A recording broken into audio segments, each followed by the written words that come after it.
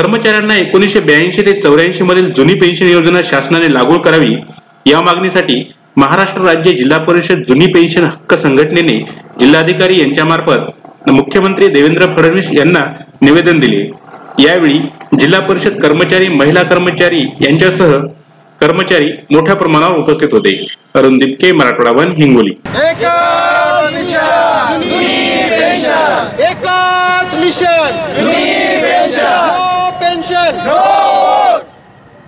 संघटनेच्या वतीने आज राज्यभरातील 36 जिल्ह्यात हल्लाबोल आंदोलन करण्यात येत आहे आणि नो पेन्शन नो वोट जे शासन कर्मचाऱ्यांना जुनी पेन्शन योजना लागू करेल त्यालाच यापुढे कर्मचाऱ्यांचं मतदान राहणार आहे।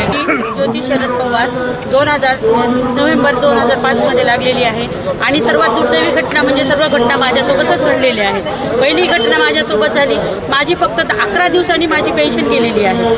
त्याच्यानंतर दुसरी घटना माझ्यासोबत जी झाली ते म्हणजे माझे मिस्टर 2011ला नियुक्त झाले आणि 2014ला ते डेथ झाले आणि त्यांनी डेथ झाले, त्यांना किती पैसे मिळाले हे मला माहीत नाही आणि त्यांना किती DCPS मध्ये अकाउंटमध्ये रक्कम जमा होती। ते क्लास 2 अधिकारी होते पण त्यांना फक्त 1,26,000 रुपये असे जमा झाले असं सांगून मला तेवढी रक्कम देऊन मला बाजूला केले। सरकारला कंपल्सरी नाही, आज पश्चिम बंगालमध्ये जुनीच पेन्शन योजना चालू आहे।